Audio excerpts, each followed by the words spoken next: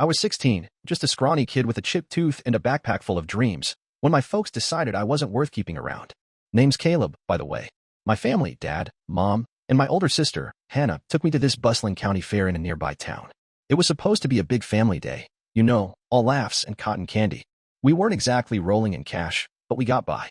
Dad was always pinching pennies, griping about my comic book habit or how I'd wear out my sneakers too fast. Hannah, though, she could get new dresses or phone cases, no problem. I was always the odd one out, the kid who couldn't do anything right. That day, the fair was packed, kids screaming, music blaring, smells of popcorn and grilled burgers everywhere. Mom was acting all cheery, which was weird because she usually saved her smiles for Hannah. Dad was just there, staring at his phone, grumbling about the heat. Hannah was texting her friends, barely looking up. After about 20 minutes of wandering, Mom stops, hands me $20, and says, "Go have fun, Caleb. Check out the game booths. We'll be right over there." Her smile was forced, like she was reading a script. I figured they just wanted a break from me, so I shrugged and walked off to look at some cheap sunglasses at a stall. I swear, I turned away for maybe 15 seconds, picking up a pair of knockoff shades. When I looked back, they were gone. Not just out of sight gone. I scanned the crowd, my heart doing that annoying thump thing. No sign of them. I called Mom's phone, voicemail. Dad's? Same. Hannah didn't even have her ringer on. I walked the fairgrounds, dodging families and couples, checking every corner, even the parking lot. Our beat-up van was nowhere. I texted, called again. Nothing.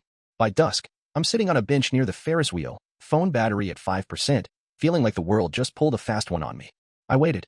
Hours. The fair started shutting down, lights flickering off, vendors packing up. A security guard asked if I was okay, and I mumbled something about my parents being late. I didn't want to sound like some lost kid, you know? Pride, I guess. By midnight, I'm alone, the fairground empty except for some trash blowing around. My phone's dead, and it hits me, they're not coming back. Not tonight. Maybe not ever. I sat there, the summer air turning cool, and realized I wasn't Caleb, their son, anymore. I was just Caleb, a kid nobody wanted. That's when I decided I'd make them regret it, one way or another.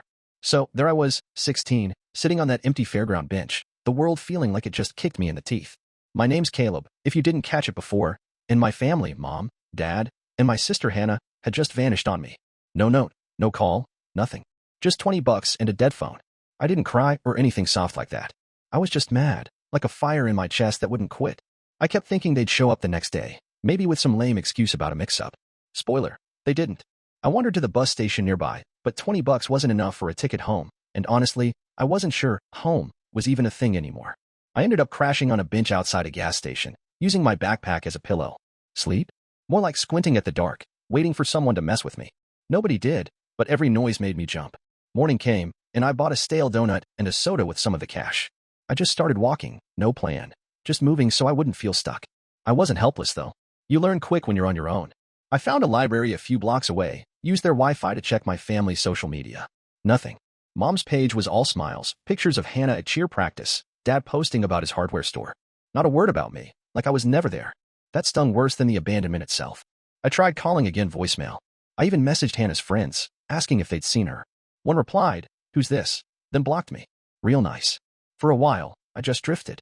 I'd hang out in busy places, malls, diners, anywhere I could blend in. I'd watch families, kids my age laughing with their parents, and I'd get this urge to yell, "You don't know how good you got it." But I kept my mouth shut. I'd sneak into movie theaters after shows started, sit in the back, just to feel normal for a couple hours. Food was trickier. I'd hit up fast food joints right before closing, grabbing whatever they were tossing out, half-eaten burgers, cold fries. It wasn't pretty, but it kept me going. I avoided shelters at first. Didn't trust them. But one night, it rained so hard I thought I'd drown standing up.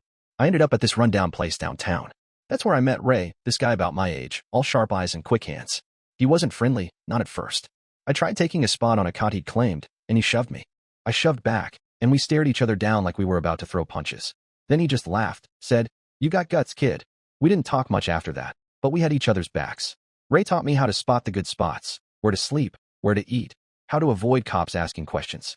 He wasn't some wise mentor, just a guy who'd been through it. I kept checking my family's socials when I could. Mom posted about Hannah's big cheer competition. Dad bragged about a new store contract. I was a ghost to them.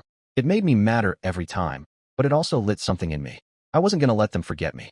I started thinking about how to hit them where it hurt, not with fists or anything stupid, but something sharper. I wasn't sure what yet, but I knew I'd make them feel me, one way or another. My name's Caleb, and by the time I was 17, I'd learned how to survive without a family. After Mom, Dad, and Hannah left me at that county fair, I was on my own, just a kid with a backpack and a chip on my shoulder. I wasn't about to let their abandonment define me, though. I was mad, sure, but that anger was like fuel, keeping me moving. I'd been drifting for months, picking up tricks to get by, mostly thanks to Ray, the guy I met at the shelter. He wasn't my friend, not really, but he was the closest thing I had to someone who got it. I spent my days blending into the city's background.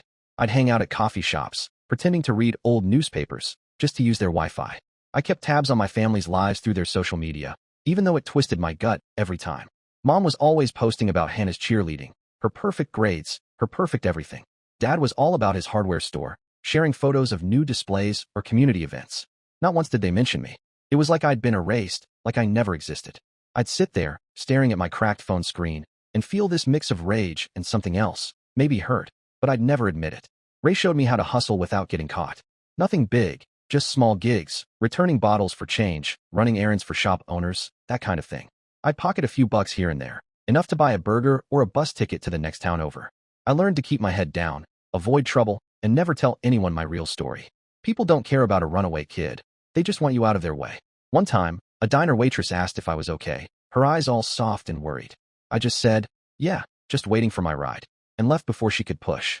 Trusting people felt like setting myself up to get burned again. I started thinking about my family differently, not just as the people who ditched me, but as a puzzle I could crack. I'd lie awake at night, Ray snoring on the cot next to me, and think about how to make them feel what I felt. Not some dramatic revenge movie stuff, but something real, something that'd stick. I started saving every penny I could, stashing it in a sock I kept in my backpack. Ray caught me counting it once and laughed, said, "What? You starting a bank?" I just shrugged, but inside, I was building something. A plan, maybe, or just a way to prove I wasn't invisible. One day, I saw Hannah's cheer team at a mall, all giggles and matching jackets. I stayed out of sight, watching from a bench. She looked happy, like nothing had ever gone wrong in her life. I wanted to walk up, say something to shake her, but I didn't. Instead, I took a picture with my phone, blurry but clear enough. I started doing that more, snapping photos of their lives from a distance, saving screenshots of their posts. It wasn't much, but it felt like collecting evidence, like I was building a case. I didn't know what for yet, but I knew it mattered. Ray told me about getting an ID when I turned 18, how to make it legit enough to open doors. You get one, you can start over, he said, like it was that simple. I nodded, but I wasn't thinking about starting over.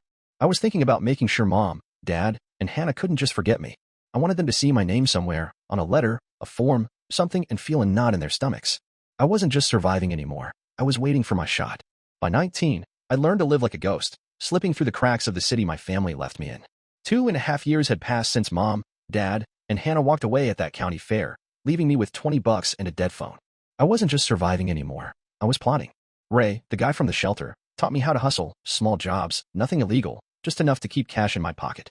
I'd saved up a decent chunk, hidden in a coffee can under my cot. My plan wasn't about money, though. It was about making sure my family couldn't pretend I never existed. I spent hours at the library, using free Wi-Fi to dig into their lives. Mom's social media was a shrine to Hannah, cheer trophies, college acceptance letters, all that golden child nonsense. Dad posted about his hardware store, shaking hands with local bigwigs at Chamber of Commerce events. I was a blank spot in their story, like they'd hit delete and moved on. That's what fueled me. I'd started a notebook, listing their business contacts, their friends, anyone who propped up their perfect image. I wasn't just angry, I was surgical. I got my hands on a cheap prepaid phone and started making moves. Nothing loud, just little nudges. I created burner email accounts and sent messages to their business partners, vague stuff like, heard there's some family drama with the Millers. Might want to double check before signing anything. I dropped comments on their store's online reviews, things like, great service, but what's the deal with their missing kid? Most got deleted fast, but I knew they saw them. I could feel Mom's panic through the screen when she'd scrub another post clean. Once, I mailed an unsigned postcard to their house, just saying, thinking of you. Hannah posted a story about weird mail and turned her account private the next day. I grinned for hours. One night, I saw Dad at a gas station, yelling into his phone while pumping gas. I stayed across the street, hood up, out of sight. He looked older, tired, like something was eating at him. I didn't feel bad. I felt alive. Ray noticed me getting sharper, more focused. You're playing a dangerous game, man, he said, tossing me a soda at the shelter. Hope you know what you're doing. I didn't answer. I wasn't sure I knew, but I couldn't stop. Every deleted comment, every nervous glance I imagined them sharing, was proof I was getting under their skin. I started hearing whispers through Ray's contacts, people who knew people. Dad's store was losing customers. A big supplier pulled out after someone emailed them about payment issues. I didn't feel guilty. They chose to erase me. I was just making sure they felt the echo. I kept my distance, never let them know where I was. I'd call their store sometimes, let it ring once, then hang up. Petty, maybe, but I wanted them to feel watched, like I felt that night at the fair. My notebook was filling up, names, dates, screenshots. I wasn't just a kid anymore. I was a shadow they couldn't shake. 3 years after the fair, at 19, I was done being invisible. My family, Mom, Dad, and Hannah, thought they could erase me, but I was carving my name back into their lives. I'd saved enough cash from hustles with Ray to get a decent phone and a fake ID that passed at coffee shops and libraries. My notebook was a weapon now, packed with names of their business contacts, friends, and local influencers who propped up their perfect image. I wasn't just mad anymore. I was precise, like a hunter lining up a shot. I ramped up my game. I sent emails from burner accounts to Dad's suppliers, hinting at financial troubles, nothing provable, just enough to spook them. I'd post comments on their store's social media, asking, whatever happened to their other kid? Mom deleted them fast, but I saw her page go quiet for days after. I mailed anonymous letters to their church group, vague notes about family secrets.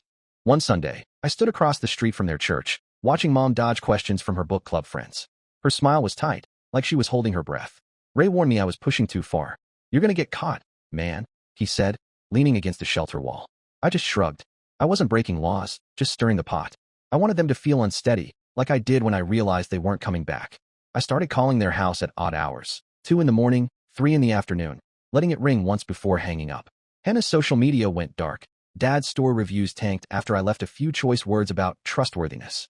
I heard through Ray's cousin, who worked at a diner near their store, that Dad was arguing with suppliers, and Mom was skipping her usual charity brunches. One day, I saw Hannah at a park with her cheer squad.